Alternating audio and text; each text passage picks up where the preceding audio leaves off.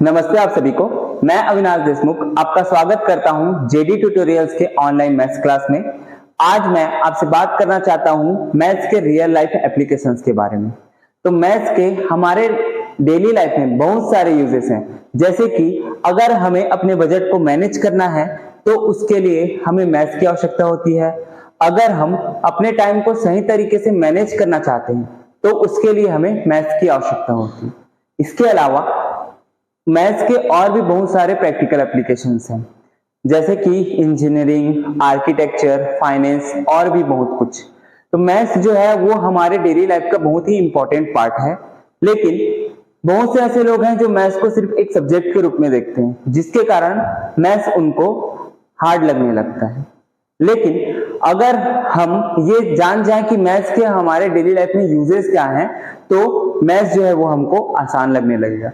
तो आज के इस वीडियो में मैं आपसे डिस्कस करना चाहता हूं मैथ्स के रियल लाइफ एप्लीकेशन और उनके यूजेस के बारे में। तो आइए शुरू करते हैं। तो सबसे पहले हम देखते हैं इंट्रोडक्शन। तो मैथ्स जो है वो एक ऐसा विज्ञान है जो शेप, क्वांटिटी और अरेंजमेंट के लॉजिक से संबंधित है। इसको अगर हम एक एग्जांपल के थ्रू समझना चाहें तो जैसे हमारे पास एक पिज्जा है जिसके 8 स्लाइसेस हैं और उसको हमें 3 पर्सन्स में इक्वल डिवाइड करना है, तो वहां पे हमको शेप, क्वांटिटी और अरेंजमेंट का जो कॉन्सेप्ट है उसको यूज करना पड़ेगा। इसके अलावा मैथ्स जो है वो एक यूनिवर्सल लैंग्वेज है, जिसका यूज हम जो उनके प्रिंसिपल्स हैं और टूल्स हैं उसका यूज हम नेचुरल वर्ल्ड और जो हमारे स्पेस एक्सप्लोरेशन है उस पे करते हैं। इसके बाद मैथ्स जो है वो हमारे चारों ओर फैला हुआ है ना, हमारे चारों ओर है। चाहे हम जहां भी जाते हैं, हम जो भी करते हैं, हर एक चीज में मैथ्स जो है वो इंक्लूड होता है। मैथ्स जो है वो ह्यूमन बीइंग्स के लिए नई दुनिया के द्वार खोल सकता है। इसका मतलब जो मैथ्स के प्रिंसिपल्स हैं और टेक्निक्स हैं उसका यूज करके हम डेली लाइफ में क्या कर सकते हैं, नए नए इन्वेंशन, नए नए एक्सपेरिमेंट कर सकते हैं। तो ये थे कुछ इंट्रोडक्शन। इसके बाद हम आगे बढ़ते हैं मैथ्स के जो एग्जैक्ट रियल लाइफ यूजेस हैं। सबसे पहला मैथ्स का यूज कंस्ट्रक्शन में है ना। तो हम देखते हैं कि अगर हमको मकान बनवाना है या बिल्डिंग बनवाना है तो उसके लिए सबसे पहले हमको बजट डिसाइड करना पड़ता है।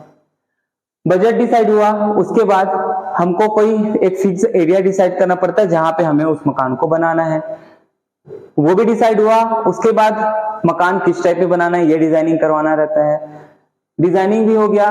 उसके बाद वो उस मकान को बनाने के लिए जो मटेरियल्स यूज होने वो कितनी मात्रा में चाहिए ये भी पता होना चाहिए। तो इन सब में हमको क्या होता है, मैथ्स के कैलकुलेशन यूज होते हैं, जहां पे हमारा ट्रिग्नोमेट्री है, स्टैटिक्स है और जियोमेट्री, इनका कॉन्सेप्ट यूज होता है। इसके बाद अगर हमें कहीं ब्रिज बनवाना है तो ब्रिज बनवाने के लिए सबसे पहला चीज जो ब्रिज का लेंथ है, ब्रिज की लंबाई है, वो हमको पता होनी चाहिए। तो उसका कैलकुलेशन मैथ्स से किया जाता है। फिर जो ब्रिज के नीचे पिलर्स हैं वो कितने पिलर्स लगाए जाए उसका कैलकुलेशन, जो उसका हैवी ट्रैफिक से उसका उस ब्रिज पे जो लोड कितना पड़ रहा है वो समझते हुए हम उसके जो पिलर्स के नंबर्स हैं, यानी जितने नंबर्स ऑफ पिलर हमको वहां पे यूज करने हैं वो डिसाइड होता है। तो इस प्रकार हम देखते हैं कि ब्रिज बनाने में भी मैथ्स का यूज हो रहा है। इसके बाद नेक्स्ट अगर हम देखें पिरामिड, तो पिरामिड में अगर हमको इस ट्रायंगल का एरिया फाइंड आउट करना है तो उसके लिए हमको वहां पे मैथ्स ट्रिग्नोमेट्री का यूज होगा। फिर सबसे पहला काम हमको पिरामिड में क्या करना पड़ेगा, उसका जो पेरीमीटर है, उसका जो परिमाप है वो डिसाइड करना पड़ेगा कि हमको कितने पेरीमीटर में, कितने परिमाप में उस पिरामिड को बनाना है। जब उसका परिमाप पेरीमीटर डिसाइड हो जाएगा उसके बाद उससे हमको ये पता चलेगा कि हम कितना ऊंचा उस पिरामिड को बना सकते हैं। तो वहां पे भी हाइट, ऊंचाई के लिए भी मैथ्स का यूज होगा। अब हाइट भी पता चल गई तो जब एक पिरामिड बनेगा उसके बाद उसका जो वॉल्यूम है, उसका जो आयतन है वो निकालने के लिए हमको वहां पे मैथ्स का यूज करना पड़ेगा। तो हम देखते हैं कि यहाँ भी मैथ्स के डिफरेंट टाइप्स जो है, डिफरेंट फील्ड्स जो हैं उसका यूज होता है। इसके बाद हम नेक्स्ट यूज देखते हैं गेम्स, स्पोर्ट्स में। तो स्पोर्ट्स में सबसे पहले जो गैलीलियो थे, गैलीलियो ने ये सबसे पहले बताया था कि अगर किसी भी वस्तु को, किसी भी ऑब्जेक्ट को हम डाउनवर्ड से अपवर्ड, नीचे से ऊपर की ओर फेंकते हैं तो वो एक पैराबोला, परवलय का शेप बनाता है। तो यहाँ हम देख सकते हैं जैसे वॉलीबॉल हो गया, फुटबॉल हो गया या फिर बेसबॉल हो गया। तो यहाँ पे जब भी किसी बॉल को किक किया जा रहा है या उसको थ्रो किया जा रहा है तो फिर वो क्या कर रहा है, एक पैराबोलिक शेप, एक परवलय का आकार लेता है। तो यहाँ पे भी हमको मैथ्स देखने को मिलता है। इसी में अगर हमको पॉइंट्स और स्कोर का कैलकुलेशन करना हो तो उसके लिए भी यहाँ पे मैथ्स का यूज किया जाता है। इसके बाद अगर हम ऑनलाइन या डिजिटल गेम्स की बात करें तो वहां पे जो ग्राफिक्स और एनिमेशन यूज होते हैं उसके लिए हमारा जियोमेट्री का कॉन्सेप्ट यूज किया जाता है और जो कैलकुलस का पार्ट है वो भी यहाँ पे यूज किया जाता है।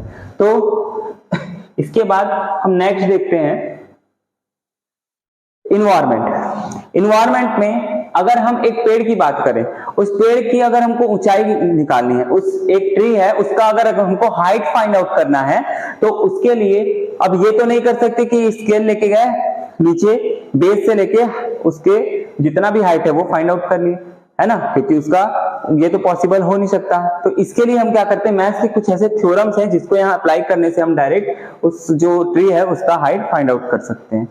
इसके बाद अगर हम प्लांट्स की बात करें तो प्लांट्स में जनरली देखने को मिलता है कि उनके जो चिमनियां हैं उनका जो शेप है वो या तो हाइपरबोला, वो जनरली हाइपरबोला के शेप में ही होता है, अतिपरवलय के रूप में होता है। ये क्यों होता है, जो हमारा अतिपरवलय का आकृति है, जो हाइपरबोला का शेप है वो क्या करता है, इस प्लांट में जो हीट, इस प्लांट के अंदर जितने भी हीट बढ़ते जा रहे हैं, मतलब अंदर में जो भी प्रोसेस होता है उससे बहुत ज्यादा मात्रा में गर्मी होता है ना, हीट बहुत ज्यादा होता है।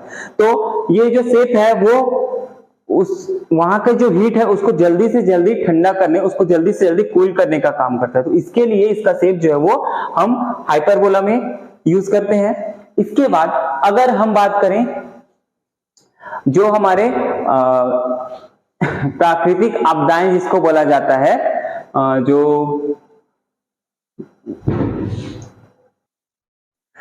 जो डिजास्टर होते हैं, है ना, जैसे कि भूकंप हो गया, सुनामी हो गया या फिर टाइफून तूफान हो गया, तो इन सब में जो हमको भूकंप या फिर टाइफून का अगर केंद्र अगर पता करना है तो उसके लिए हम क्या करते हैं, जो तरंगे होती हैं, जो वेव्स होती हैं, है ना, साउंड वेव्स, ध्वनि तरंगे, उनके आधार पे हम, उनके बेस पे हम ये पता लगाते हैं कि उसका जो सेंटर है वो कहाँ पे है।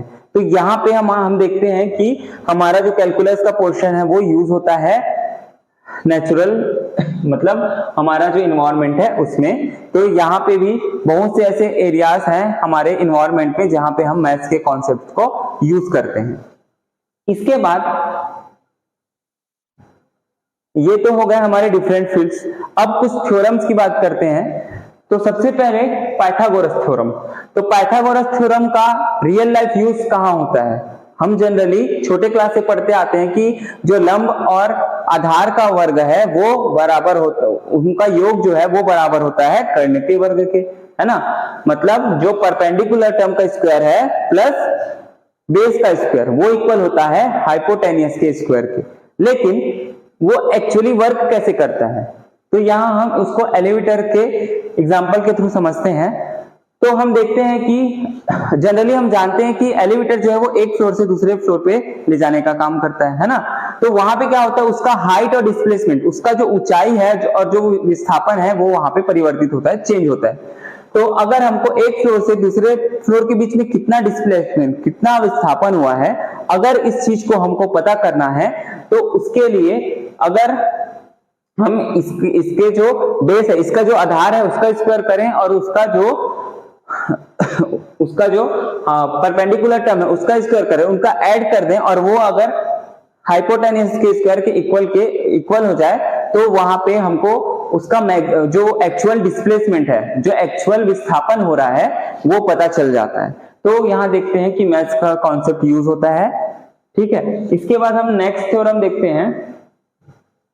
तो थ्योरम से पहले हम एक और चीज देख लेते हैं, हमारा सिमेट्रिसिटी इन नेचर, मतलब सममिति, प्रकृति में किस प्रकार मैथ्स का यूज किया जाता है। तो हमको पता है हमारे मैथ्स में सर्कुलर शेप होता है, ट्रायंगुलर होता है, स्क्वायर होता है, ओवल होता है, रोम्बस होता है और भी बहुत सारे शेप्स होते हैं। तो नेचर में इन शेप्स की सिमेट्रिसिटी देखने को मिलती है, जैसे कि फ्लावर्स हो गया, एनिमल्स हो गए, है ना। यहाँ हम देख सकते हैं कि हर जगह मैथ्स की जो शेप है वो यूज होते गए हैं।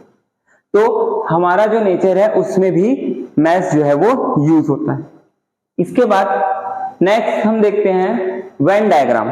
तो वेन डायग्राम का जो कॉन्सेप्ट है वो हमारा आता है सेट्स समुच्चय से, है ना। तो इसमें इसको हम एग्जांपल के थ्रू समझते हैं। जैसे अगर हम बात करते हैं एक मार्केटिंग के फील्ड की, तो अगर मार्केटिंग की फील्ड में कोई कंपनी है जो अपने जो ऑडियंस हैं, जो टारगेट्स हैं और जो उनके कॉम्पिटिटर हैं उनका एनालाइज करना चाहती है, तो उसके लिए वहां पे वो वेन डायग्राम को यूज करती है।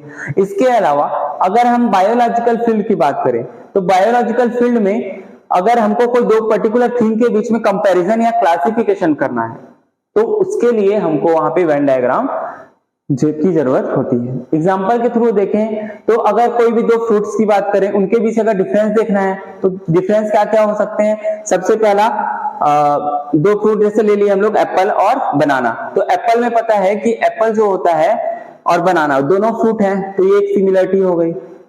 अब एप्पल भी ग्रीन होता है, बनाना भी ग्रीन होता है, एप्पल भी येलो होता है, बनाना भी येलो होता है, तो ये कुछ सिमिलरिटीज हो गई। अब डिफरेंस क्या होता है, तो डिफरेंस ये होता है कि जो एप्पल होता है वो थोड़ा हार्ड होता है और जो बनाना होता है वो थोड़ा सॉफ्ट होता है।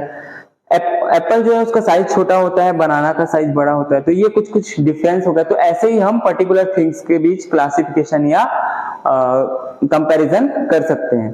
तो ये हो गया वेन डायग्राम के लिए। अब इसके बाद हम नेक्स्ट देखते हैं कि बेस थ्योरम। बेस थ्योरम जो है वो है प्रोबेबिलिटी का कॉन्सेप्ट। प्रोबेबिलिटी से हम लेके चलते हैं। तो अगर इसको एग्जांपल के थ्रू समझना है तो हम देख सकते हैं, जैसे कि हमारा जो मेडिकल का फील्ड है, तो मेडिकल के फील्ड में जो डॉक्टर्स होते हैं वो पेशेंट्स के जो टेस्ट रिपोर्ट्स हैं और उनकी जो सिम्टम्स हैं उसके बेस पे उनके जितने भी डिसीज हैं, जितने भी बीमारियां हैं, उनकी प्रोबेबिलिटी का पता लगाते हैं, उसकी प्रायिकता का पता लगाते हैं। तो यहाँ मेडिकल के फील्ड में हम बेस थ्योरम को यूज करते हैं। इसके बाद और अगर एग्जांपल देखने हैं तो हम ये बोल सकते हैं कि हमारा जो ईमेल सर्विस प्रोवाइडर कंपनियां हैं, तो वो क्या करती हैं, अपने स्पैम फिल्टर को बेस थ्योरम के थ्रू ट्रेन करती है। तो उससे क्या होता है कि वो अपने यूजर्स के पास जो स्पैम ईमेल्स हैं उनको जाने से बचा सकती हैं। इसके अलावा अगर फ्रॉड डिटेक्शन की बात करें, है ना, तो फ्रॉड डिटेक्शन जैसे कि बैंकिंग और क्रेडिट कार्ड के जो कंपनीज हैं वो क्या करती हैं, जो उनके कस्टमर्स हैं उनके फाइनेंशियल ट्रांजैक्शन जो होते हैं उन पे हमेशा मॉनिटर करके रखती हैं। तो वो क्या करती है, जो पर्टिकुलर कस्टमर के ट्रांजैक्शन है उनके पैटर्न और बिहेवियर को एनालाइज करती हैं और बेस थ्योरम के थ्रू ये पता लगाती है कि कौन सा ट्रांजैक्शन की प्रोबेबिलिटी हो सकती है कि वो फ्रॉड हो। तो उससे क्या है, अगर कोई भी ट्रांजैक्शन फ्रॉड निकलता है तो जस्ट उसी टाइम पे उस ट्रांजैक्शन को ब्लॉक कर दिया जाता है, जिससे हमारा जो अकाउंट है, हमारा जो ट्रांजैक्शन है वो सेफली हो पाता है। तो यहाँ पे भी हम देखते हैं बेस थ्योरम जो है, मतलब बेस थ्योरम आखिर मैथ्स का ही है, तो मैथ्स का जो कॉन्सेप्ट है वो यहाँ पे यूज हो रहा है हमारे रियल लाइफ में। तो आज के इस वीडियो से आपको बहुत कुछ नॉलेज मिला होगा मैथ्स के रियल लाइफ यूजेस के बारे में। तो मैं एक्सपेक्ट करता हूं कि अब आप भी मैथ्स के जो रियल लाइफ यूजेस हैं उसको अपने डेली लाइफ में बढ़ाएंगे। तो आज के लिए बस इतना ही। धन्यवाद।